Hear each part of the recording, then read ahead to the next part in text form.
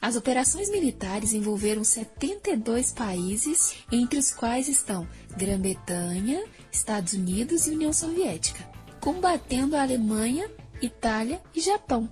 A contenda deixou cerca de 45 milhões de mortos, 35 milhões de feridos e 3 milhões de desaparecidos. Calcula-se que o custo total da Segunda Guerra Mundial chegou a 1 trilhão e 385 bilhões de dólares. Esse é o canal Entrando na História, e nós vamos falar um pouco hoje sobre a Segunda Grande Guerra Mundial. A Segunda Guerra foi o conflito mais sangrento da nossa história. Mas quais foram as causas desse conflito? Veja só, para entendermos as causas, temos que voltar a 1939. Como estava o mundo nesse período? Em 1918, com o Tratado de Versalhes. O Tratado de Versalhes foi assinado no ano seguinte, 1919, e impôs severas sanções à Alemanha, que foi considerada a culpada pela guerra. Os alemães saíram derrotados e humilhados do conflito. Além disso, a crise econômica de 1929, originada nos Estados Unidos, rapidamente se espalhou pelo mundo, aprofundando ainda mais os países europeus que a muito custo tentaram reerguer-se dos escombros da guerra. Esse cenário catastrófico de crise política, social e econômica fez surgir grupos radicais que prometiam resgatar a grandeza do Império Alemão. Os alemães queriam uma revanche.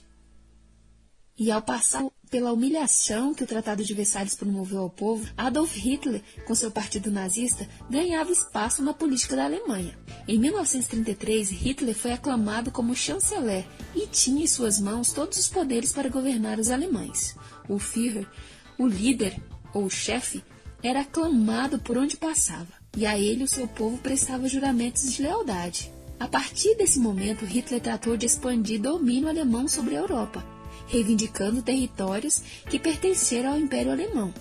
Ele estava disposto a tudo para construir o Terceiro Reich. A Itália também atravessava um processo semelhante. Os italianos, tal qual os alemães, saíram humilhados da Primeira Guerra e durante a década de 1920 enfrentavam uma crise geral, com greves e desemprego. Benito Mussolini liderou o Partido Fascista e foi alçado ao poder em 1922, tornando-se o Duce, o grande líder do povo italiano. Com tantas semelhanças entre alemães e italianos, não demorou para que Hitler e Mussolini se aproximassem e fizessem alianças. Pouco antes de começar a guerra, os dois líderes aproximaram-se do Japão, dando início ao Eixo. Ao perceber o avanço de Hitler, primeiro na política interna da Alemanha e depois externamente, ao procurar anexar países, Inglaterra e França decidiram não intervir às decisões nazistas. Tratava-se da política de apaziguamento. Em vez de atacar o inimigo e provocar outra guerra, os líderes britânicos e franceses decidiram conversar, fazer um acordo com Hitler. Ao permitir que Hitler mantivesse o seu expansionismo para evitar uma nova guerra, Inglaterra e França estavam entrando em outro conflito. Hitler também fez um acordo com Stalin, líder da União Soviética, o Pacto Molotov. Um tratado de não agressão entre os dois países, Hitler não cumpriria esse pacto. Em 1941, invadiria a União Soviética. O expansionismo nazista, as anexações de territórios e a não intervenção das grandes potências europeias acabaram levando o mundo para outro conflito.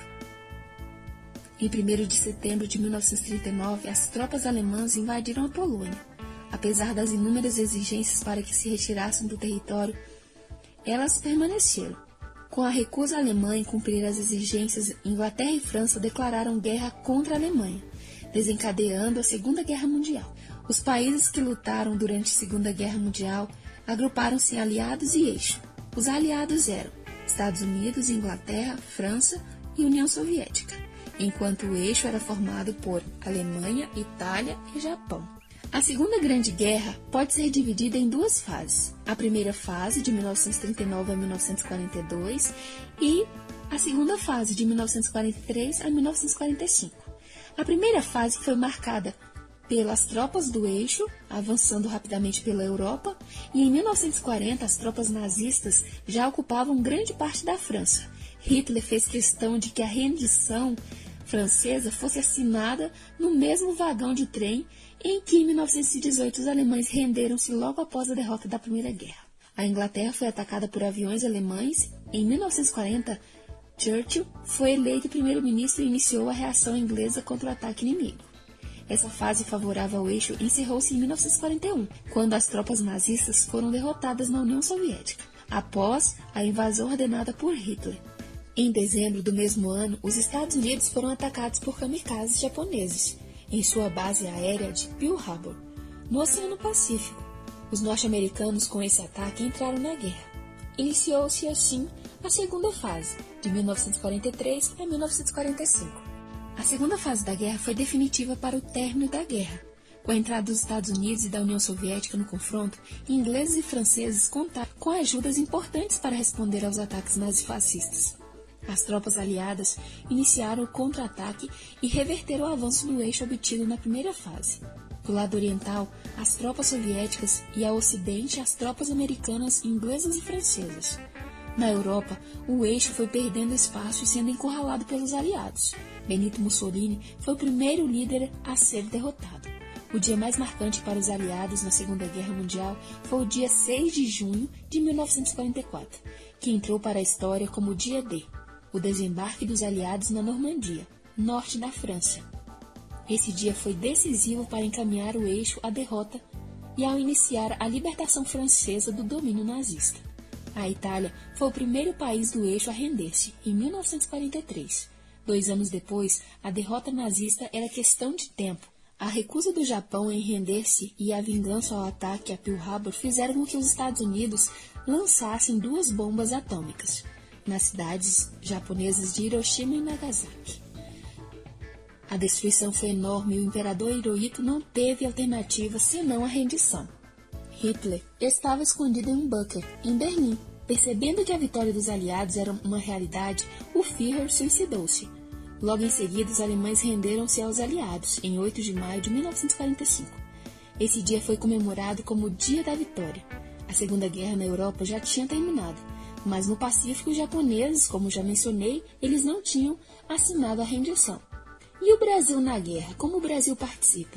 No começo da Segunda Guerra Mundial, o Brasil optou pela neutralidade. Getúlio Vargas governava o país como ditador desde 1937, quando deu o golpe de Estado, o chamado Estado Novo. Apesar da simpatia que ele e integrantes do governo tinham pelo nazifascismo, no primeiro momento a neutralidade prevaleceu. O Brasil tinha acordos econômicos com potências europeias, e qualquer posicionamento brasileiro poderia comprometê-los. A situação mudou a partir de 1942. O presidente norte-americano Franklin Roosevelt visitou o Brasil e teve um encontro com Vargas em Natal, no Rio Grande do Norte. A base aérea da capital Potiguar era estratégica para os aviões aliados deslocarem-se pelo Atlântico e atacarem o eixo no norte da África. O Brasil cederia a base aérea de Natal e, em troca, os Estados Unidos concederiam empréstimos para Vargas continuar sua política de investimento na indústria de base. Assim, o Brasil rompeu relações diplomáticas com os alemães e declarou guerra ao eixo. E foi lutar, sabe onde? Na Itália fascista. Em 1944 foi criada a Força Expedicionária Brasileira, FEB, que foi lutar contra as tropas nazistas na Itália.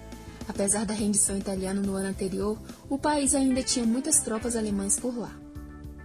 A participação da FEB foi vitoriosa, pois derrotou várias tropas inimigas. A vitória mais conhecida foi a conquista do Monte Castelo. Esse é um pequeno resumo sobre a Segunda Guerra Mundial. Se você gostou do vídeo, deixa aqui seu like e, claro, se inscreva.